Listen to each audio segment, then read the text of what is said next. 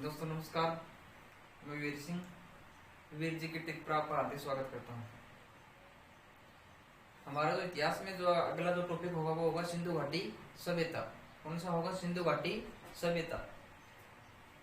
सिंधु घाटी सभ्यता को हम विस्तार से देखने जा रहे हैं।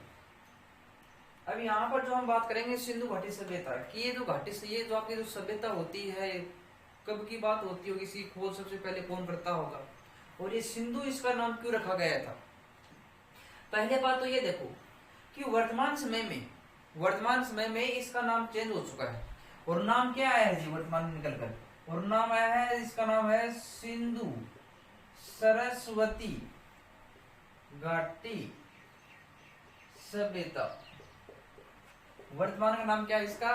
सिंधु सरस्वती घाटी सभ्यता। क्योंकि यहाँ पर जो आप लोग पढ़ते हैं कि सिंधु नदी के आसपास के तट पर फैली हुई थी, लेकिन इसका अधिकतम 80% जो खेती हुआ करती थी वो किस नदी पर होती थी? सरस्वती नदी के तट पर होती थी। इसी कारण यहाँ पर क्या करते हैं कि इसका इसमें ये सरस्वती नाम और जोड़ दिया गया। वर्तमान में सिंधु सरस्वती घाटी सभ्यता इसका नया नाम हो चुका है।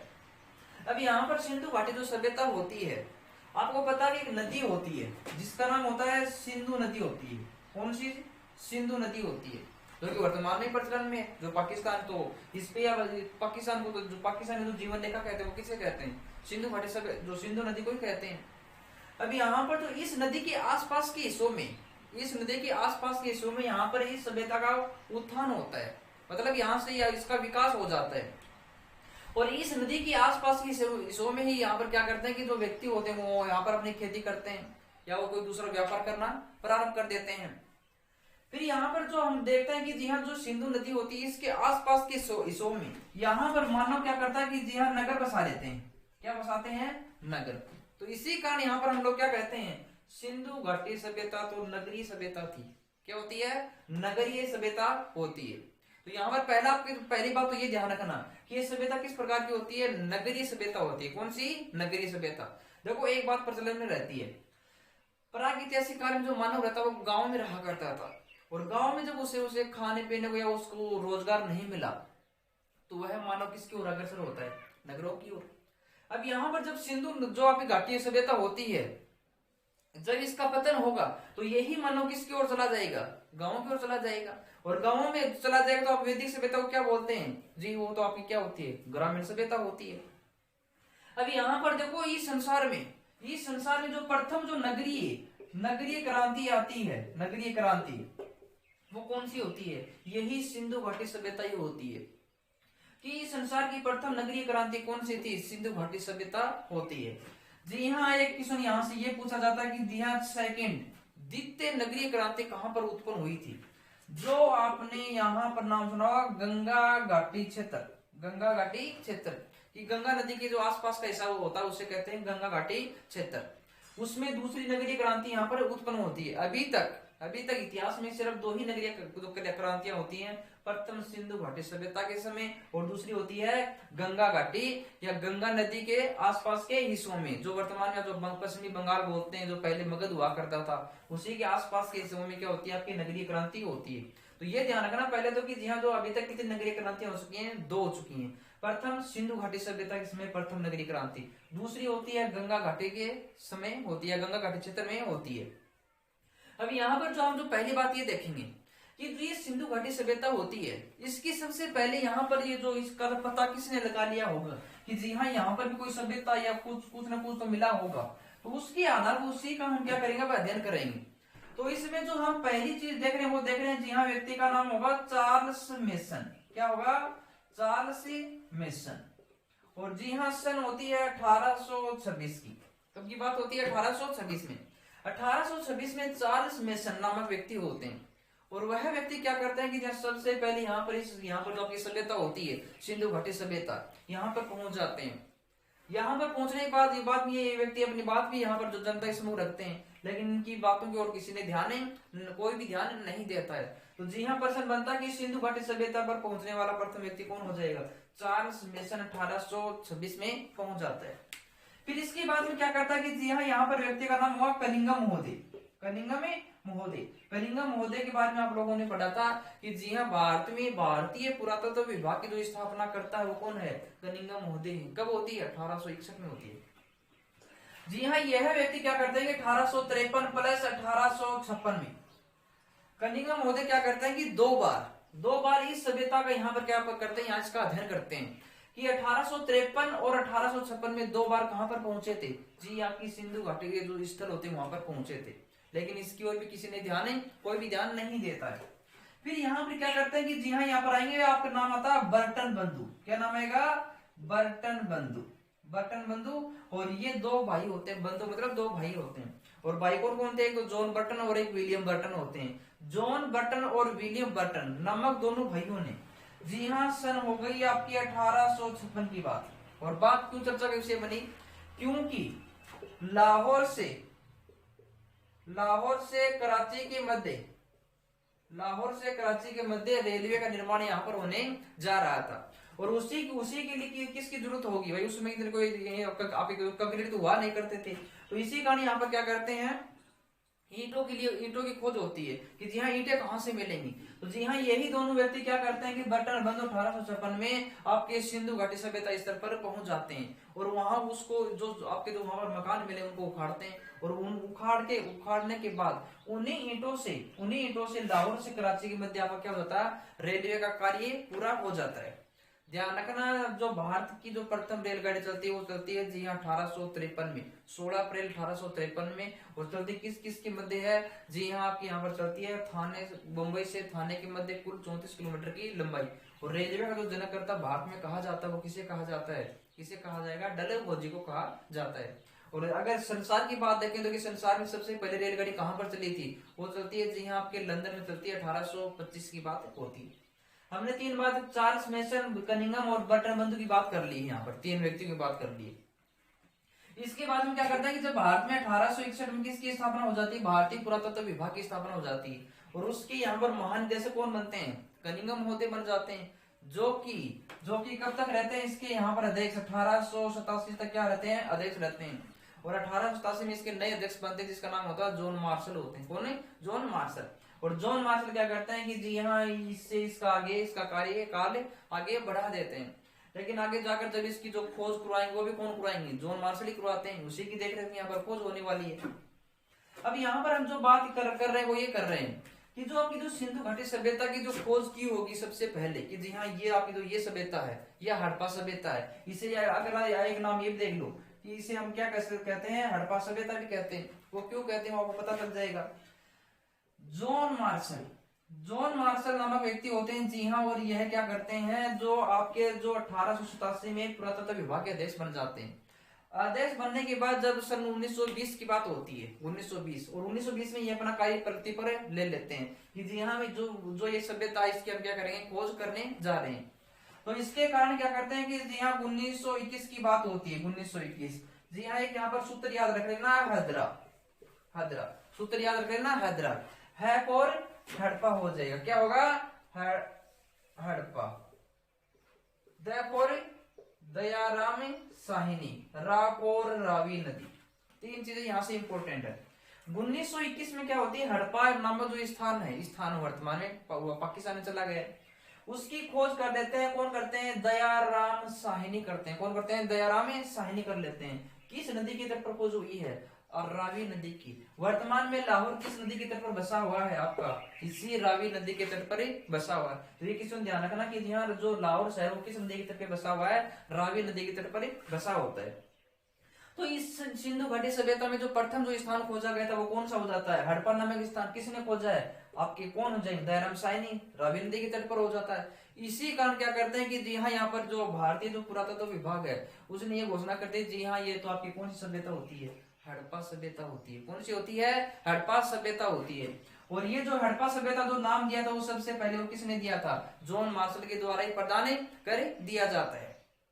अब यहाँ पर ये भी प्रक्रिया हो गई और इसके बाद में जस्ट 1 वर्ष बाद ही, जी हाँ, सन 1922 की। और ये सूत्र याद रख लेना आप लोग, सूत्र होगा मोसीरा, मो फॉर मोहनजोदड़ो, सी फॉर सिंधु नदी, और रा फॉर राखल दास बनर्जी, जी हाँ, 1922 में क्या होती है, मोचेरा सूत्र याद रख लेना, मोहनजोदड़ो, सिंधु नदी और राखलदास बनर्जी के द्वारा इसकी खोज हो जाती है।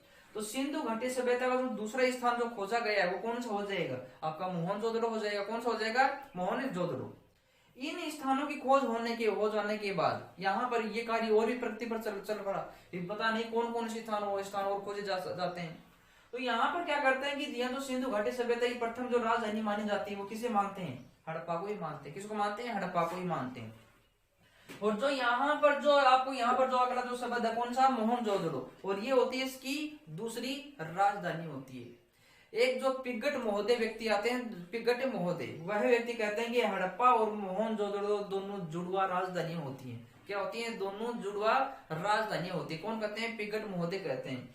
और इसके बाद में जो तीसरी इसकी राजधानी बनने वाली थी वो कौन सी होगी, यहाँ पर कालीबंगा होगा, जो वर्तमान में है कहाँ पर, हनुमानगढ़ में स्थित हो जाता है।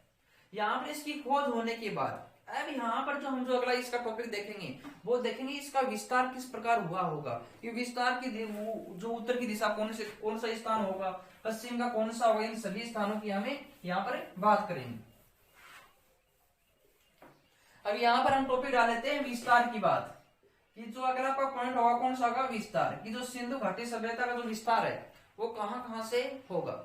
अब यहाँ पर देखो ये प्लस का निशान बना लो, प्लस का। सभी को पता ऊपर वाली दिशा कौन सी होती है, उत्तर, नीचे वाली दक्षिण, दाईं ओर पूर्वी और पश्चिम। ये आपकी बाईं ओर कौन सी हो जाएगी, पश्चिमी हो जाती है। ये चार दिशाएं होती हैं। ये जो आपका यहाँ पर जो सबसे पहले यहाँ पर बात करते हैं कि यहाँ इसकी यहां से लेकर इसकी जो लंबाई होती है वो कितनी होती है, 1600 किलोमीटर होती है। कि इस स्थान से लेकर इस स्थान के मध्य की जो यहाँ पर जो लंबाई वो कितनी है, 1600 किलोमीटर है। उत्तर से लेकर दक्षिण की लंबाई, उत्तर से लेकर दक्षिण की जो लंबाई है वो यहाँ पर जी दो अलग अलग चीजें मिलती हैं। एक तो मिलती है आपकी 1100 किलोमीटर और एक मिलता है आपका 1400 किलोमीटर। दोनों ही यहाँ पर सत्य मानी जाती हैं। कि जो उत्तर से दक्षिण की जो लंबाई है वो 1100 या 1400 किलोमीटर हो जाती है।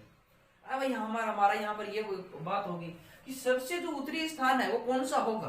तो यहाँ पर जो सबसे उत्तरी स्थान है जिसका नाम होता है मांडा नामक स्थान। मांडा कहाँ पर है जी, ये हो गया आपका जे&के, जम्मू कश्मीर में। जम्मू कश्मीर वर्तमान में कोई यहाँ पर राज्य न होकर बल्कि क्या बन चुका है, केंद्र शासित प्रदेश बन जाता है। जो कि बनता कब है, 31 अक्टूबर 2019 को यहाँ पर लागू हो जाता है। और ये किस नदी पर है, नदी का नाम होगा चिनाब नदी। कौन सी नदी होगी, चिनाब नदी। कि मांडा नामक स्थान कौन सी नदी पे स्थित है, आपकी चिनाब नदी पर है। कहां पर, जे&के में। तो सबसे उत्तरी स्थान कौन सा हो जाएगा, मांडा हो जाएगा। अब यहाँ पर जो सबसे पश्चिम की ओर जो स्थान होता है, सबसे दक्षिण की ओर स्थान होता है उसका नाम क्या होता है, नाम होता है, जी हाँ, इसका नाम होता है देमाबाद। देमाबाद। और है कहां पर, सॉरी आपका एमएच में। कहां पर है, महाराष्ट्र में। कि सबसे जो दक्षिणी स्थान वो है कौन सा, देमाबाद, महाराष्ट्र में स्थित हो जाता है। अब ये कौन सी नदी के तट पर होगा, तो जी हाँ, यहाँ पर नदी आती है, वो कौन सी आती है, जिसका नाम होगा गोदावरी नदी। कौन सी नदी है, गोदावरी नदी हो जाती है। अब सबसे जो पश्चिमी स्थान है यहाँ पर, ये स्थान कौन सा होता है, एक यहाँ पर नाम होगा सूतकांगेडोर। सूतकांगेडोर। और ये जो सूतकांगेडोर है ये है कहां पर, ये जी यहाँ पर कहां पर है, बलूचिस्तान में। कहां पर है, बलूचिस्तान में। कहां पर हो जाएगा, बलूचिस्तान में।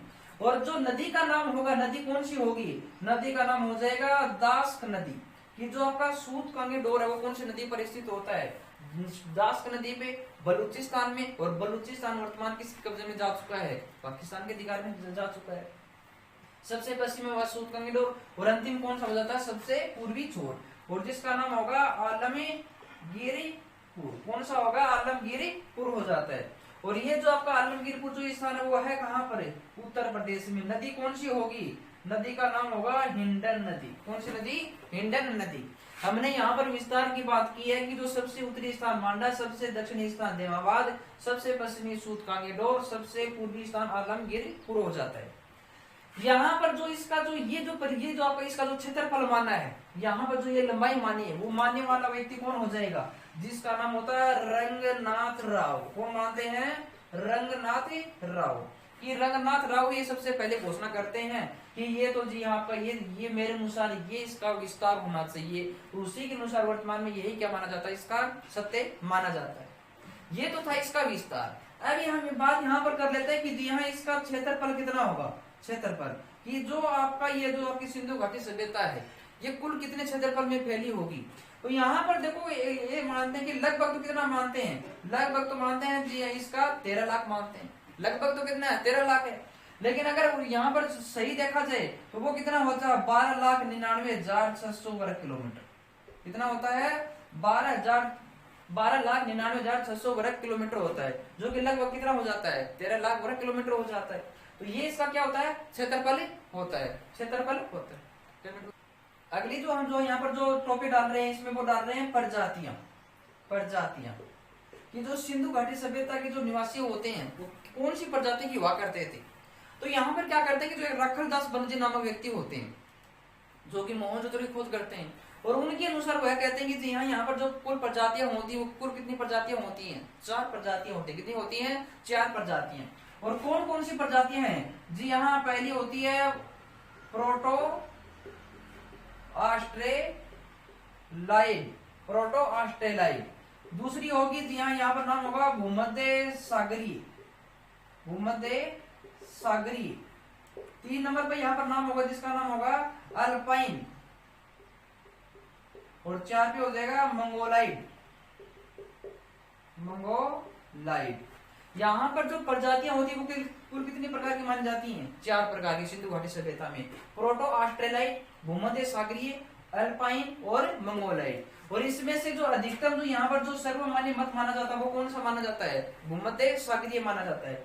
और इन भूमध्य सागरीय में जो जाति मानी जाती है जाति, वो जाति कौन सी मानी जाती है जिसका नाम होता है द्रविड़ जाति, कौन सी द्रविड़ जाति। और ये भी सर्वमान्य कौन मानते हैं रखलदास बनर्जी ही मानते हैं कि यहाँ की जो जाति होती है वो कौन सी होती है द्रविड़ जाति होती है। तो यहाँ पर प्रजातियां 4 प्रकार की होती हैं प्रोटो ऑस्ट्रेलाइड, भूमध्य सागरीय, अल्पाइन और कौन सी हो जाती है मंगोलाइड हो जाती है। अब यहाँ पर जो हम जो अगली बात ये करेंगे कि जो इसका जो कालक्रम माना जाता है कालक्रम, वो कालक्रम कैसे माना जाता होगा और जो आपका इसका जो सर्वमान्य कालक्रम होता भी कौन सा होता होगा, तो उसका हम यहाँ पर लोग अध्ययन कर लेते हैं। अब यहाँ पर अगला जो पॉइंट डाल रहे हैं वो डाल रहे हैं कालक्रम कि जो सिंधु घाटी सभ्यता का कालक्रम वो कौन कौन सा माना जाता हो। कालक्रम का मतलब है कि ये कौन कौन से समय के मध्य फैली उत्पन्न होती है और कब इसका समापन होता है। आप सभी को पता कि जो चीज एक बार जो उत्पन्न होती है उसका नष्ट होना तो लाजमी है, इस पृथ्वी पर जो उत्पन्न होगा तो खत्म तो होगा ही। और यही प्रक्रिया किसकी होती है सिंधु घाटी सभ्यता की, कि जो उत्पन्न हुई या जो जिसका अधिकतर विकास होता है उसका पतन भी तो होना लाजमी होगा यहाँ पर। अब कालक्रम जो माना जाता है इसका, तो कालक्रम में क्या करते हैं कि जी हाँ कोई भारतीय इसमें इतिहासकार जो अलग अलग इतिहासकार आएंगे और वो अलग अलग अपना यहाँ पर मत दे रहे हैं कि मेरे अनुसार तो इसका अनुसार ये इसका कालक्रम होना उचित होगा। अब उन्हीं का सबसे यहाँ पर क्या करते हैं अध्ययन करते हैं। लेकिन जो यहाँ पर जो सबसे सर्वमान्य मत माना जाता है और एक पद्धति होती है जिसका नाम होता है C14 पद्धति, मतलब कार्बन 14 पद्धति। ये पद्धति क्या कहती है, ये पद्धति कहती है कि जी हाँ मेरे अनुसार तो इसका जो कालक्रम होगा वो कौन सा होगा 2350 से लेकर 1750 ईसा पूर्व, 2350 से लेकर 1750 ईसा पूर्व। इसके स्थान पे 2300 भी आ जाता, वो भी सही, कोई गलत नहीं यहाँ पर। C14 पद्धति कार्बन 14 कहती है 2350 से 1750 के मध्य होना चाहिए। दूसरा यहाँ पर आता है रोमिला थापर, रोमिला थापर कौन होता है Romila Thapar plus DP Agrawal, DP Agrawal. Romila Thapar और जो डीपी अग्रवाल मानते हैं इसका कालक्रम, वह भी क्या मानते हैं कि यहाँ 2300 से लेकर 1750 ईसा पूर्व के मध्य इनका इसका कालक्रम होना चाहिए, ये व्यक्ति कहते हैं। 3 नंबर पर जो बात आती है वो आती है जॉन मार्शल की, जॉन मार्शल की। किसकी आती है जॉन मार्शल की। जॉन मार्शल, ध्यान रखना सिंधु घाटी सभ्यता का जो सबसे पहला जो कालक्रम होता है वो किसने निश्चित किया था, जॉन मार्शल के द्वारा ही निश्चित किया जाता है, जो कि सन की कब होती है, सन 1931 की बात होती है। जॉन मार्शल क्या कहते हैं, जॉन मार्शल ये कहते हैं कि इसका जो कालक्रम है वो 3250 से लेकर 2750 ईसा पूर्व के मध्य है। किसका कालक्रम सिंधु घाटी सभ्यता का, कि 3250 से 2750 ईसा पूर्व कौन मानते हैं, जॉन मार्शल मानते हैं। 4 नंबर बात देखो यहाँ पर, 4 नंबर बात क्या कहती है, और व्यक्ति का नाम होगा एम वत्स, जिसका पूरा नाम होता है माधव स्वरूप वत्स, माधव स्वरूप वत्स। और ये व्यक्ति क्या कहते हैं, कहते हैं कि जी हाँ इसका जो कालक्रम है मेरे अनुसार वो होगा जी यहाँ पर ये होगा 3500 से लेकर 2700 ईसा पूर्व के मध्य होता है। जी हाँ सबसे जो लंबा कार्यकाल में मानने वाले कौन हो जाते हैं, आपके एम वत्स हो जाते हैं। 5 नंबर बात आती है यहाँ पर, जी हाँ नाम होगा अर्नेस्ट मेकी, अर्नेस्ट मेकी। और अर्नेस्ट मेकी क्या मानते हैं इसका कालक्रम, वह व्यक्ति इसका कालक्रम ये मानते हैं कि मेरे अनुसार इसका जो कालक्रम होगा वो होगा 250 से लेकर 2500 ईसा पूर्व के मध्य होगा। अर्नेस्ट मेकी मानते हैं कि 250 से लेकर 2500 ईसा पूर्व के मध्य किसका कालक्रम है, सिंधु घाटी सभ्यता का। 6 नंबर पे बात आती है, यहाँ पर बात आएगी मार्टिन व्हीलर की, किसकी आएगी, मार्टिन व्हीलर, मार्टिन व्हीलर। ये क्या कहते हैं और इसका अलग ही मिलता है, और वो मिलता है 2500 से लेकर 1500 ईसा पूर्व। मार्टिन व्हीलर कहते हैं कि 2500 से 1500 ईसा पूर्व के मध्य सिंधु घाटी सभ्यता कालक्रम सही होना चाहिए। 7 नंबर यहाँ पर बात आती है जिसका नाम होता है NCERT, NCERT। और ये क्या कहती है, ये कहती है कि जी हाँ इसका जो कालक्रम 2500 से लेकर 2500 से लेकर 1800 ईसा पूर्व के मध्य होगा। एनसीईआरटी क्या कहती है कि 2500 से 1800 ईसा पूर्व के मध्य होना चाहिए।